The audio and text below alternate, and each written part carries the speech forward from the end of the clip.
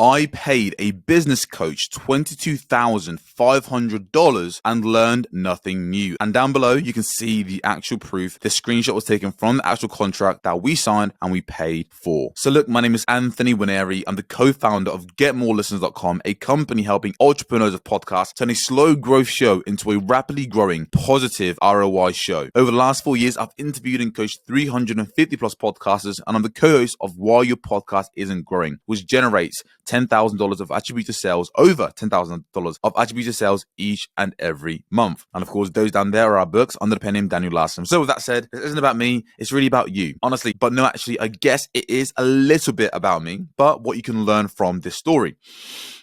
So look, till today, this is the most amount of money I've ever invested in my entire life into a single program. Before this, I had invested $1,000 into an online program helping me self-publish books, hence the books that I published. So this is the biggest and a really sizable chunk at the time. And me and my business partner were pretty broke at this time. We're pretty much scraping barrels trying to really get our business off of the ground. So why did we do it? Well, number one, I generally crave freedom. To me, a business is a vehicle to provide value to a market, to your audience, and also a way for you to actually have a bit more freedom in your life to do what you want, to work in your own time, but to work on a project that you genuinely and thoroughly enjoy. Now, if that project isn't successful and if it's not gaining traction and if you don't feel like you make an impact, it is not really that fulfilling, And for us, we're grinding, me and my business partner, we're grinding up until this point for like 2 years trying to get our coaching business off the ground, and things weren't clicking. We tried so many different things.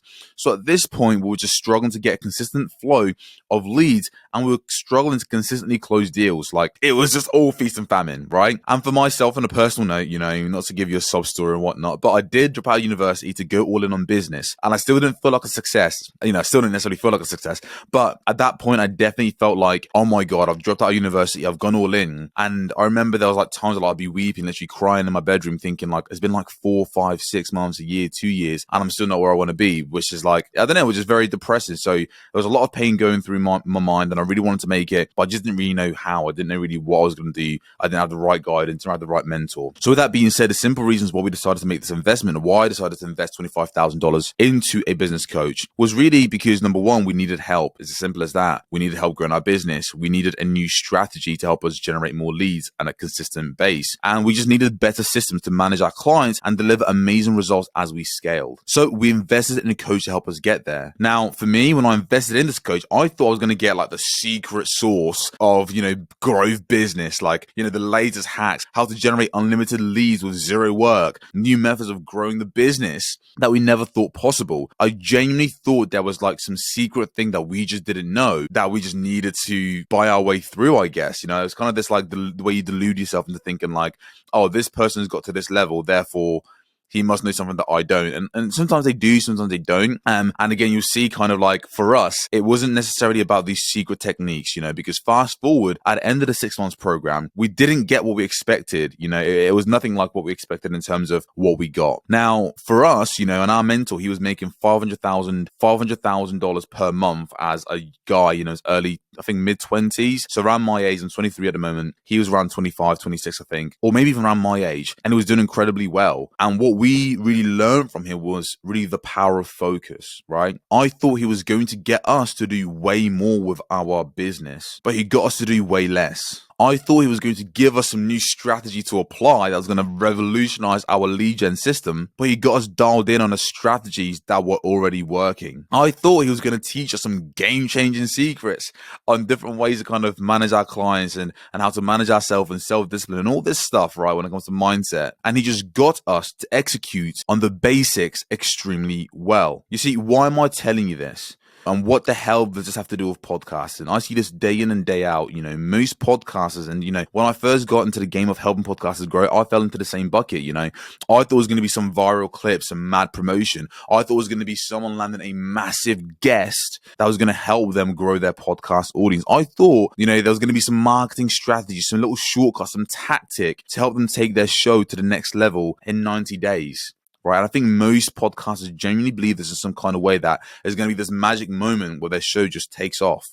When in reality, from my experience helping clients grow my own show, it really is about doing less, but more focused work. Clients like Bria here, who was a health coach who generated $6,000 in 30 days whilst she was working with us, she went from literally 4,000 monthly downloads to 9,000, more than doubling her monthly downloads 6 months later. For her, we didn't get these results by doing crazy fancy stuff. Like we were extremely intentional about actions we took. We got these results by focusing on a few actions that we knew drove massive growth. Because most people have no idea what drives growth in a podcast. So they try a bunch of different things, try guesting, try, social media, but they lack the focus on a few actions that actually drive massive growth. But once you have these things, growing becomes much easier, but it's getting mixed up in terms of where to put your focus. We focus on the basics with Bria and with our clients, right? And when we're able to dial in on our foundations of her show, everything else became easy. Growing became easy. Monetizing became easy. Lead generation became easy. Her focus was focused. So everything in her business and her podcast became easy. We focused on packaging her show as something new and exciting to the listeners she wanted to reach. This meant changing her show name and her cover art to be way more attractive. We focused on building a content strategy based on topics that were capturing her audience's attention. For us, this is what we call a demand-based content strategy, because most people are essentially guessing what topics to cover on her show, but we weren't. We knew what topics were hot and trending in her industry, and we were able to position her podcast by nature of her covering those hot and trending topics on her show and having episode titles that were wildly attractive. We could capture the attention that was already on these topics rather than her trying to generate attention, which is where most podcasters get stuck. And this is a complete switch in terms of a content strategy. We fixed her podcast SEO so that she could be found way more easily organically by new listeners searching on Apple and Spotify. Podcast SEO is basically the process of having your show rank high on Apple and Spotify. You can intentionally make changes to your podcast to literally increase your visibility on these platforms, and that's where listeners are.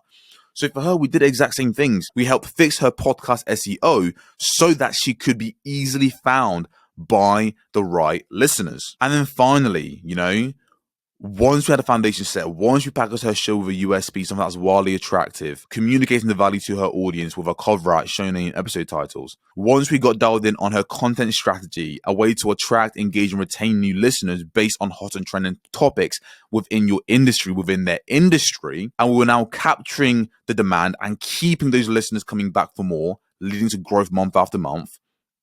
And once she was dialed in for podcast SEO, being discovered on the platforms where new listeners go to discover new podcasts, and now this is easily found, only then do we really think about exposure. But most people skip over the basics. Most people lack the focus because we're kind of like marketed as about exposure, promotion.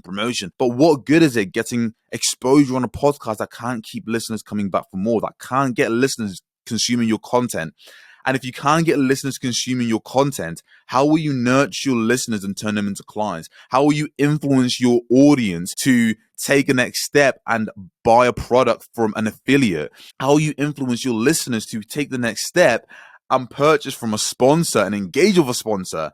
If you can't get them listening and coming back to your episodes, it's impossible to do. So once we have that, a retention strategy in place, then we can finally, for her, we got guessing on top podcasts in her niche. And that's it. That's all we did. No promotional clips, no fancy social media strategy. We use simple social media strategies, simply as her making a specific post, engaging in Facebook communities, reaching out to the members who engage with her content without promoting. So she would provide value in the community. Anyone who would engage would qualify as a potential listener. She would then reach out to each of the member in her community and share a specific podcast episode based on their interaction on social media. Again, intentionality. It's pretty basic, but it works. But nothing too fancy. Again, focusing on the basics. So for you, are you clearly communicating who your show is for, what they will gain, and what makes your show different from everyone else who's trying to do the same thing? Is your content strategy aligned to attract, engage, and retain new listeners you want to reach? Do you have a podcast SEO strategy you're implementing each week to get you exposed to new listeners searching organically on Apple and Spotify? And are you consistently guessing on other podcasts, bigger shows compared to your own, knowing that if you do a good job, if you perform and provide value openly, because you're positioning in the market who your podcast is for is clearly communicated, their audience, some of their audience, not all of their audience, will turn into your own. And because you have a content strategy, they'll keep coming back for more. These are the foundations that most podcasters tend to skip. And I don't blame you. Like when you're a busy entrepreneur, you know, when we're so busy, you get caught up in life, you get caught up in family, you get caught up in business, you get caught up in prioritizing things that give you an immediate ROI that brings in revenue for the business. So the podcast and the basic stuff tend to essentially sometimes take a lower priority. They're very important, but fixing these problems doesn't feel as urgent because, again, you're not getting an ROI right now. But once you fix these things, like Bria, you do start to get an ROI. Your podcast does start to grow.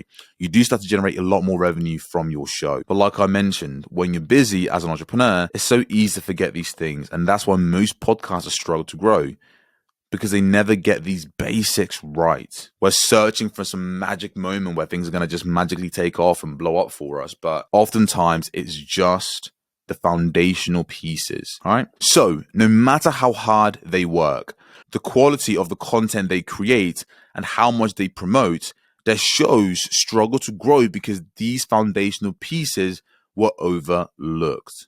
And remember, it's not about doing more or cracking some secret code or figuring out the secrets to the universe or some mad new growth strategy. It's really understanding the power of focused work and intention, of strategy, knowing what tasks to prioritize when it comes to podcast growth. So look, that's it from me. I really enjoy making these videos. That's my own experience and things that I learned from investing in myself and my own journey. And a lot of these things I see reflected in my journey as a podcaster, as my journey as a business owner, sometimes just forgetting some of the basic stuff because we feel like, you know, we're above it, you know, and oftentimes that is our downfall. You know, if you've got a client that you're working with, where do you start with them? You start with the basics and you start at the end. And most people just skip over the basics and they become numb to it because they're stuck in the nuts and bolts of running a podcast. But I don't want that for you. I don't want you to go through the suffering of creating genuinely good content, but not having reached the right people because your foundational pieces weren't there in the first place. You see what I mean? So look, if you enjoy this, then be sure to click the first link down below. I break down a 4-step growth and retention system. This is how we're helping our clients grow and monetize their podcast. If you like it, if you resonate with it, amazing, book a call. I will be giving you a pitch. I'm hoping you enjoy the pitch.